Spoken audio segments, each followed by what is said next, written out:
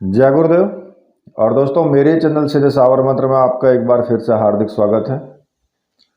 और देखिए, आज की वीडियो आप पूरी देखना, इस वीडियो को फुल वॉच करना, क्योंकि इसमें आपके लिए काफ़ी कुछ ऐसी बातें मैंने आपको समझाने के लिए ये वीडियो बनाई है कि शायद ही आपको कोई इस प्रकार से खरी खरी बात कह करके सुनाएगा। देखिए, आज की डेट में जितने भी यूट्यूब चैनल हैं या फिर पूरे इंटरनेट पर ही समझिए कि सबसे ज़्यादा जो लोगों का रुख रहता है साधना की तरफ, वो साधनाएं हैं या तो निम्न कोटि की साधना, जैसे कि यक्षिणी साधना हो गई, या फिर किन्नरी साधना हो गई, या फिर भूत प्रेत की साधना है, जिन्न साधना है, सट्टे की साधना है, कर्ण पिशाचनी साधना है। इन साधनाओं की तरफ लोगों का रुख सबसे ज़्यादा होता है। लेकिन लोग हनुमान साधना करने से क्यों डरते हैं? क्यों उनके मन में एक भय का संचार हो जाता है? हालांकि देखो, जब उन्हें किसी भी प्रकार का भय लगता है तो वो हनुमान जी को याद करते हैं। अगर आप कहीं शमशान से निकल के जा रहे हो, या फिर कोई आपको पता हो कि यहाँ पर कोई भूत प्रेत आत्मा का साया है, आप वहाँ पर हो, तो सबसे पहले आपके मन में एक ही विचार आएगा कि जय बजरंग बली, हनुमान हनुमान चालीसा। लेकिन जब बात आती है हनुमान साधना करने की, तो फिर सब कुछ डामाडोल हो जाता है। तुरंत ही साधना से दूर भागने लगते हैं कि नहीं नहीं नहीं, अरे हनुमान साधना, भाई मरना है क्या? भाई, ये कैसी विडंबना है। आज जो मैं वीडियो बना रहा हूं, ये वीडियो बहुत सोच समझ के मैंने बनाया है, क्योंकि मैंने बहुत सारी वीडियोज डाली हुई हैं, यक्षिणी साधना पर भी दी हैं, योगिनी साधना, किन्नरी साधना, इन सभी साधनाओं पर दी है मैंने वीडियो। और इन साधनाओं पर जो मैं वीडियो डालता हूं, चाहे कर्ण पिशाचनी का डालूं, चाहे अप्सरा का डालूं, या किसी का भी डालूं, तो इन साधना पर बहुत ही ज़्यादा रेटिंग अच्छी आती है, यानी कि उन पर व्यूज बहुत अच्छे आते हैं। लेकिन अगर मैंने हनुमान साधना, शिव साधना, इनकी वीडियो जितनी भी दी हैं, उन पर बहुत कम रेटिंग है, बहुत कम व्यूज हैं उन पर। ऐसा क्यों?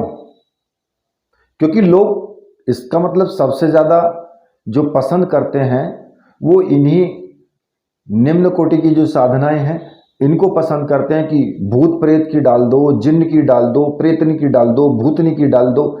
इन्हीं साधनाओं पर सबसे ज़्यादा क्यों एकदम से व्यूज आते हैं, और रेटिंग इनकी सबसे ज़्यादा होती है? इसका मतलब लोग इन्हीं साधनाओं को सबसे ज़्यादा पसंद करते हैं। लेकिन हनुमान साधना को क्यों पसंद नहीं करते इतना?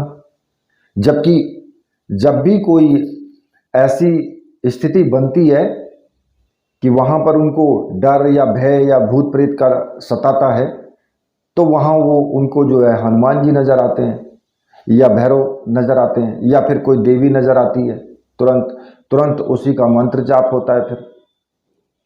तो भाई, ऐसा क्यों है?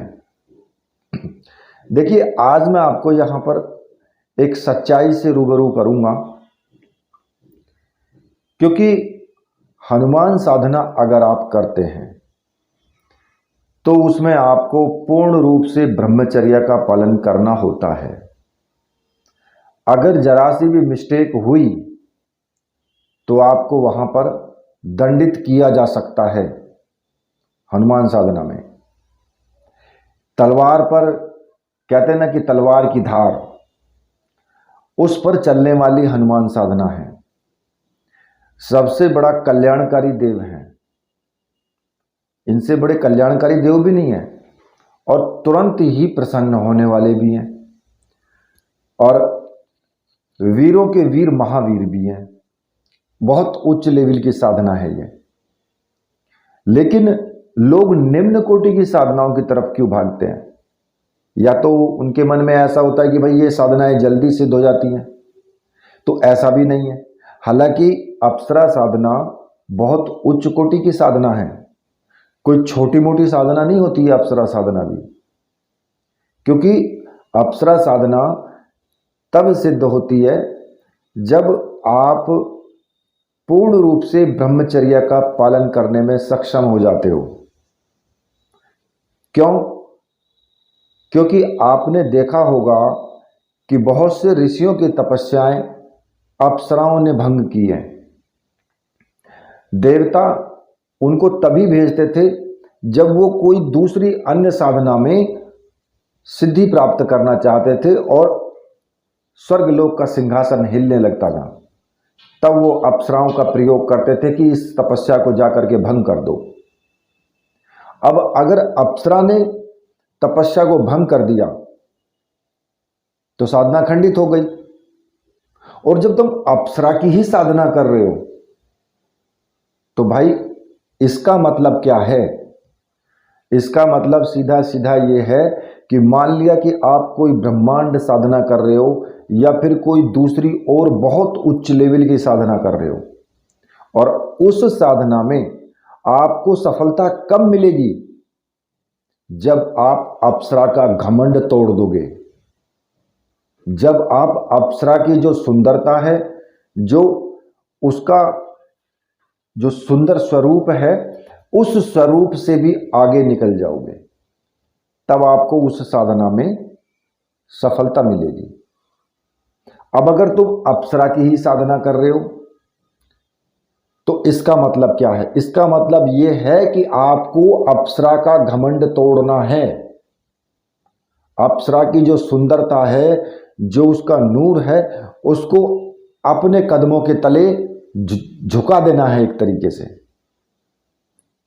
तो यदि आपने अप्सरा साधना कर ली तो फिर आप वो जो ब्रह्मांड साधना है ना, या फिर और जो दूसरी साधनाएं हैं, वो साधनाएं कुछ भी आपके सामने नहीं बिकती हैं। वो सारी साधनाएं आप आराम से कर सकते हो, क्योंकि जब आपने उन साधनाओं को तोड़ने वाले को ही सिद्ध कर लिया, उसको ही अपने सामने झुका दिया, तो फिर दूसरी साधनाओं में क्यों नहीं कर सकते हो तुम? तुम्हारी साधनाओं को खंडित करने आएगा कौन फिर? कोई दूसरा आ ही नहीं सकता है, और आएगा भी तो वो चूर चूर हो जाएगा। तो अप्सरा साधना को तो आप हल्के में लेकर करके मत चलो बिल्कुल भी। बहुत उच्च लेवल की साधना है। आप जहां तक आप नहीं सोच सकते हैं वहां तक ये साधना चलती है। अब दूसरी बात आती है कि भाई क्यों आप ऐसी साधनाएं करते हो? भूतनी की साधना, अप्सरा की, या फिर जो दूसरी आपके यक्षिणी हो गई, किन्नरी हो गई, ऐसी साधनाएं क्यों लोग करते हैं? हनुमान साधना से क्यों लोग डरते हैं? ऐसी साधनाएं तो इसलिए करते हैं कि सच्चाई आज मैं बोलूंगा ही, नहीं मानूंगा। आज जो मेरे मन में बहुत दिनों से चल रहा है वो मैं आज बोल करके रहूंगा। लोगों के जो चरित्र है 100% तो मैं नहीं कह सकता, लेकिन 99% गिर चुका है। वो इन साधनाओं को किस लिए करना चाहते हैं? सिर्फ अपना एक जरूरत, अपने शरीर की पूर्ति के लिए, कि हमको वो सब मिलेगा। लेकिन ऐसा नहीं है। जब अप्सरा सिद्ध होगी, अप्सरा आपके सामने आएगी, तो आप इन सभी चीजों को अपने माइंड में नहीं सोच पाओगे। अप्सरा आएगी ही तब जब तुम्हारे दिमाग में से ये सब चीजें, फिजूल की चीजें बाहर निकल करके चली जाएंगी। जब आप इस पर विजय प्राप्त कर लोगे तब आएगी वो, उससे पहले वो आएगी नहीं। अब यहां पर जो हमारा एक दायरा है, उन साधनाओं की तरफ चलता है कि भाई हमें कम समय में और एकदम से सिद्धि प्राप्त हो जाए, या बहुत कम समय में हमें हमारे सामने शक्ति प्रत्यक्ष खड़ी हो जाए आकर के, और हम जो भी आज्ञा दें वो उस कार्य को तुरंत करें। ऐसी सिद्धि प्राप्त होनी चाहिए। इसीलिए लोग सोच करके इन साधनाओं की तरफ भी भागते हैं कि भाई वो हमें जल्दी सिद्धि प्राप्त हो जाएगी, भूतनी की, प्रेतनी की, भूत की, और जो हम कहेंगे वही जो है मतलब हमारा कार्य होगा। और बहुत से लोगों का तो मत होता है कि भाई ऐसी सिद्धि प्राप्त कर लेंगे तो पड़ोसी को दिक्कत पर खड़ी करेंगे। ये बहुत उड़ रहा है, ये बहुत हमारे सामने जो है बन करके दिखाता है। तो वो भी सिद्धियां आपको इतनी आसानी से प्राप्त नहीं होती हैं।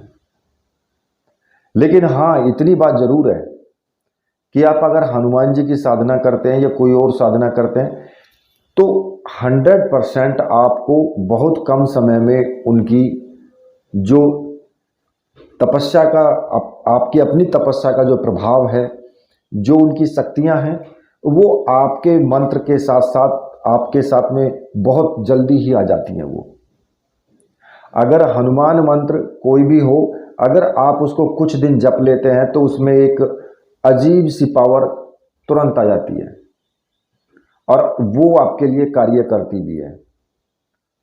ऐसा नहीं है कि हनुमान साधना में आप जल्दी सिद्धि प्राप्त नहीं कर सकते। हाँ, इतनी बात जरूर है कि हनुमान साधना अगर आप करते हैं तो प्रत्यक्षीकरण आपको इतनी आसानी से नहीं होगा। लोहे के चने चबाने होंगे प्रत्यक्षीकरण के लिए, तो क्योंकि हनुमान साधना में डर आपको इसलिए रहता है कि आपको अपने ऊपर कॉन्फिडेंस नहीं है कि भाई हम पूर्ण रूप से ब्रह्मचर्य का पालन कर सकते हैं या नहीं कर सकते हैं। क्योंकि बहुत से व्यक्ति तो मुझसे ये कहते हैं, जी ऐसी साधना बताओ जिसमें ब्रह्मचर्य का पालन ही ना करना पड़े। अब बताओ उनको मैं कौन सी साधना बताऊं? ऐसी कोई साधना होती नहीं है। क्योंकि साधना, जब आप साधना करते हैं तो साधना में आपका जो वीर्य होता है वो ऊपर की तरफ यानी सहस्त्रासार की तरफ चलता है, और जब संभोग करते हैं तो वो नीचे की तरफ बहता है। यानी एक नदी के दो किनारे हैं, कभी नहीं मिल सकते जो। तो साधना जब आप करेंगे तो ब्रह्मचर्य का पालन आपको करना ही पड़ेगा, वरना शक्ति प्राप्त होगी ही नहीं। हमें शक्ति भेजनी है ऊपर को और शक्ति निकल जाएगी नीचे को, तो कहां मिलेगी? कुछ मिल ही नहीं सकता है फिर। तो इसलिए हनुमान साधना में लोग डरते हैं कि भाई या तो हनुमान जी के साधना हम कर रहे हैं और अगर हमसे कोई भूल हो गई, अब भूल क्या होनी है? भूल तो यही होनी है ना कि ब्रह्मचर्य की, क्योंकि सबसे तगड़ा पालन तो इसी का है उनकी साधना में। औरतों से विशेष करके कोई भी हो, उससे दूरी बनाना हनुमान साधना का सबसे मुख्य होता है कि ब्रह्मचर्य का पालन और औरतों से दूरी बनाना, जिससे कि उनकी जो चेहरा देख करके या शरीर को देख करके हमारे मन के अंदर काम भाव ना आए। इसलिए औरतों के हमेशा पैरों की तरफ देखना, कभी भी उनका चेहरा या शरीर पर उनकी नजर नहीं जाना साधक की, क्योंकि अगर साधक की नजर उस पर जाएगी तो 100% नहीं तो 99% तो काम भाव उपस्थित होगा। अगर आपने कोई बहुत सुंदर सी स्त्री देख ली, और अक्सर साधनाओं में ऐसा होता है कि जब आप कोई साधना करते हैं तो जरूर कोई ना कोई ऐसी सुंदर स्त्री आपके सामने आ जाती है, जिससे कि आपके अंदर काम भाव स्थापित हो जाता है। अब ऐसा क्यों होता है? जो शक्ति है, जो उसकी आप साधना कर रहे हो, वो शक्ति आपकी परीक्षा लेती है। वो आपके सामने ला करके खड़ी करती है इस चीज को कि कहीं आप विचलित तो नहीं है। और आप अगर उस वक्त विचलित हो जाते हो तो फिर आपकी साधना खंडित होने के चांसेस पूरे होते हैं। और अगर हनुमान साधना आप कर रहे हो तो लोगों के मन में यही विचार होता है कि भाई अगर हम हनुमान साधना कर रहे हैं और उसमें कोई थोड़ी बहुत हमसे मिस्टेक हो गई, गलती हो गई, तो हमें दंड मिलेगा 100%। छोड़ेंगे नहीं, बख्शेंगे नहीं। हनुमान जी के विषय में यही कहावत है। और लोगों ने ऐसा फैला भी रखा है कि भाई हनुमान जी की अगर साधना की आपने और तुमने कोई गलती कर दी तो मार देगा कतई जान से। लेकिन ऐसा भी नहीं है। अब यहां पर ऐसा क्यों नहीं है, उसका एक तरीका है जो मैंने आपको प्रत्येक साधनाओं में बताया भी है कि अगर हनुमान जी की किसी ताकत को आप संभाल सकते हैं, हनुमान जी की शक्ति को अगर आप संभाल सकते हैं, तो सिर्फ राम नाम का जप करके ही आप संभाल सकते हैं, वरना तो उनकी शक्ति संभालने वाला कोई है ही नहीं। अगर आप हनुमान साधना में राम नाम का उच्चारण करते हो, राम नाम का ही रक्षा घेरा लगाते हो, राम नाम की स्तुति के साथ उनकी साधना करते हो, तो हनुमान जी तो बिल्कुल भी आपसे कुछ नहीं कहेंगे। अगर आपसे कोई गलती भी हो जाती है तब भी हनुमान जी कुछ भी आपको दंड नहीं देंगे, क्योंकि जिनके वो परम भक्त हैं उन्हीं का आप नाम का उच्चारण कर रहे हो, उन्हीं की शरण में हो, भगवान राम की शरण में हो आप। और जो भगवान राम की शरण में होता है वो हनुमान का प्रिय होता है, और प्रिय को कभी दंड नहीं दिया जाता। तो सिर्फ एक ही ब्रह्मास्त्र है जो हनुमान जी को रोक के रख सकता है, वो भगवान राम ही हैं जो हनुमान जी को रोक के रख सकते हैं। बाकी और किसी की ताकत नहीं है कि जो हनुमान जी को रोक के रख सके। क्योंकि अगर आप कोई भी घेरा लगा लेते हैं, हनुमान जी रोके नहीं रुकेंगे। और सबसे बड़ी गलती तो लोग क्या करते हैं कि उधर तो हनुमान जी का घेरा लगा के रख, हनुमान जी की साधना कर रहे हैं, उधर काल भैरव का घेरा लगा दिया। अब क्या होगा? या फिर किसी भी महाविद्या का घेरा लगा दिया, तब क्या होगा? तब यह होगा कि शक्ति तो आपस में टकराव नहीं करेंगी, लेकिन नुकसान साधक का होगा। कैसे? कि भाई आपने ठीक है भैरव जी का घेरा लगा दिया, गलती आपने कर दी, भैरव जी आपकी रक्षा के लिए खड़े हैं, हनुमान जी आपको दंड देने के लिए आए हैं। उस स्थिति में दोनों शक्तियां आपस में नहीं टकराएंगी, क्योंकि आप गलती कर चुके हैं। भैरव जी अलग बैठ जाएंगे, हनुमान जी आपको दंड दे करके चले जाएंगे। तो ये सबसे बड़ी गलती लोग करते हैं। ऐसी गलती जीवन में कभी भी मत करना। अगर आपने किसी महाविद्या का भी घेरा लगा लिया, तब भी हनुमान जी रोके नहीं रुकेंगे। वो हाथ जोड़ करके महाविद्या को अलग बिठा देंगे। उनका सीधा सीधा सिद्धांत होता है कि हे माता, तुम तो मेरी माँ हो और मैं तुम्हारा पुत्र हूं। साधक ने गलती की है, इसको दंड देना अनिवार्य है। अब क्या होगा? शक्तियां अलग बैठ जाएंगी कि हां गलती तुमने की है, क्योंकि वो सब नियम पर चलेंगी, आपके अनुसार नहीं चलेंगी, नियम से चलेंगी, जो नियम है। उस स्थिति में भी आपको दंड मिलेगा, तो कोई फायदा नहीं होगा। लेकिन अगर आपने राम नाम का जप किया है, राम नाम का ही घेरा लगा है, तो हनुमान जी वहां आकर के ही शांत हो जाएंगे कि ये तो भगवान श्री राम के शरण में बैठा है। और जहां राम का नाम है तो क्रोधित हनुमान जी भी प्रसन्न हो जाते हैं। जब राम का नाम का उच्चारण होता है तो राम नाम की इतनी महिमा है और राम के वो भक्त हैं। तो इसलिए हनुमान जी की साधना करने से बिल्कुल मत डरो। हनुमान जी की साधना करो, कल्याणकारी देव हैं, कलयुग में साक्षात विद्यमान हैं और बहुत तीव्र साधना में इनकी में प्रभाव, अनुभव, सब कुछ बहुत तीव्रता के साथ में होता है, और ऐसी कोई शक्ति नहीं जिसे हनुमान जी ना हटा सकें, ऐसा कोई कार्य नहीं जिसे वो ना कर सकें,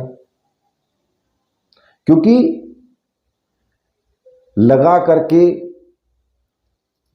माता सीता की खोज से और लंका का विध्वंस करने में भी हनुमान जी की अगर महिमा देखी जाए तो चारों तरफ नजर उठा के देख लो कि करने वाले कौन हैं। तो इसलिए ऐसा कोई भी कार्य नहीं है जो वो ना कर सकें, चाहे लक्ष्मी प्राप्ति का हो। आप देखेंगे सुंदरकांड के अंदर बहुत ऐसा गूढ़ रहस्य छिपा हुआ है कि सुंदरकांड में ही हनुमान जी ने माता सीता की खोज की है। और माता सीता कौन थी? स्वयं लक्ष्मी जी का अवतार थी। यानी हनुमान जी ने सुंदरकांड के अंदर लक्ष्मी जी की खोज की है। इतना बड़ा रहस्य छिपा है इसके अंदर कि अगर आप प्रतिदिन सुंदरकांड का भी पाठ करते हो तो लक्ष्मी तो आपके पास वैसे ही बरसने लगेगी। ये सुंदरकांड की महिमा बता रहा हूं मैं आपको यहां पर कि लक्ष्मी जी आपके पास वैसे ही बरसने लगी, क्योंकि गुणगान आप करोगे, लक्ष्मी जी की खोज होगी, तो लक्ष्मी जी की खोज होकर के जब आप वहां पहुंच जाओगे तो फिर भाई बचेगा क्या? लक्ष्मी जी तो आएंगी ही आएंगी। तो कहने का मतलब यह है कि हनुमान साधना से लोग इसलिए डरते हैं कि भाई बुद्धि भ्रष्ट हो चुकी है उनकी, उनको सिर्फ जिन्न चाहिए, उनको सिर्फ प्रेतनी चाहिए, भूतनी चाहिए, या फिर काम पिशाचनी चाहिए, या कर्ण पिशाचनी चाहिए।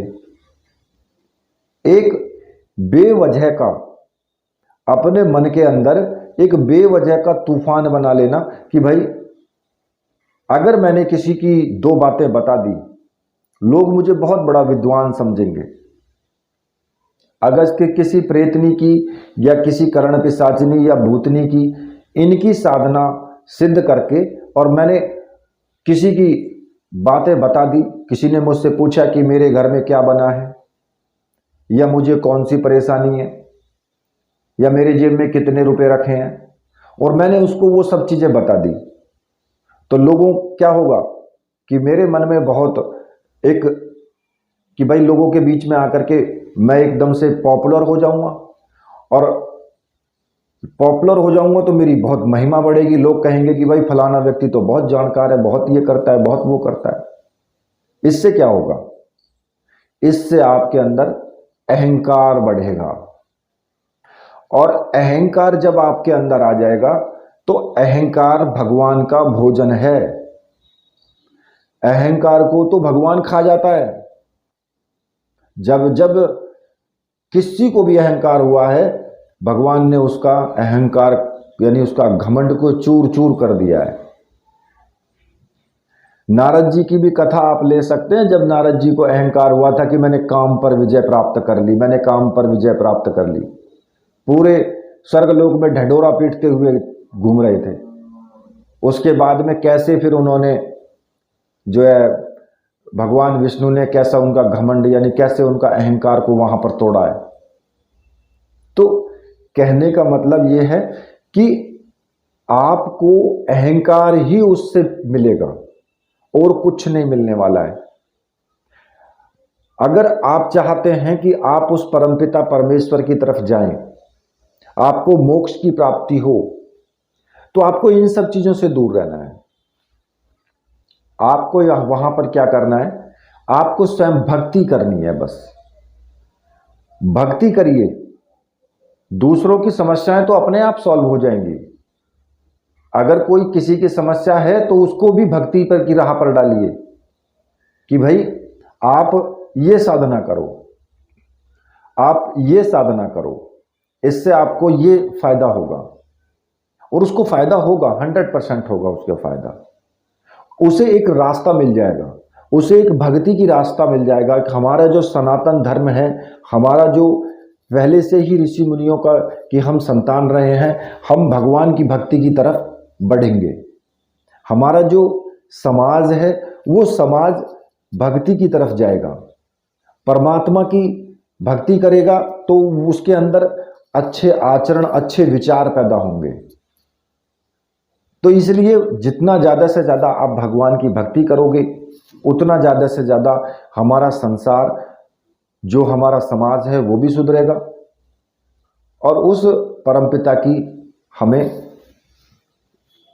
सानिध्य भी हमें प्राप्त होगा। तो कहने का मेरा तात्पर्य यहां पर यही है कि देखिए, चाहे आप हनुमान साधना करो, चाहे आप भैरव साधना करो, या कोई महाविद्या साधना करो, या फिर शिव साधना, या फिर और दूसरी कोई भी साधनाएं हैं वो करो, उन साधनाओं के करने से आपका लोक परलोक सुधरेगा। आपके जो कर्म हैं, जो बुरे कर्म हैं, उन कर्मों का जो प्रभाव है वो खत्म होगा। लेकिन एक प्रेत साधना या एक भूत साधना या एक पिशाचनी साधना या पिशाच साधना, जिन्न साधना, इनके करने से क्या होगा? इनके करने से सिर्फ आपके अंदर उनके जैसे ही गुण आपके अंदर पैदा होंगे। जैसे उनके अंदर गुण हैं वैसे ही आपके अंदर आएंगे। वो तो निकृष्ट योनि है। हालांकि देखिए, कहते हैं ना कि पुस्तक में सब कुछ होता है। एक जो पुस्तक होती है उस पुस्तक के अंदर हर तरह का ज्ञान होता है। तो इस संसार में ज्ञान हर तरह का है। कोई कैसी करनी चाहता है, कोई कैसी करनी चाहता है, लेकिन वो तो आपके ऊपर डिपेंड करता है कि आप क्या चाहते हैं, आपकी इच्छा क्या है। ज्ञान तो आपको सभी तरह का मिलेगा, लेकिन डिपेंड तो आपके ऊपर करता है कि भाई आपको कौन सी साधना चाहिए, आपको किस प्रकार की चीज की जरूरत है। तो हनुमान साधना करने से बिल्कुल मत डरो। और हनुमान साधना इसलिए लोग करते नहीं हैं कि उनको अपने ऊपर विश्वास ही नहीं होता है, इसीलिए उससे दूर भी भागते हैं।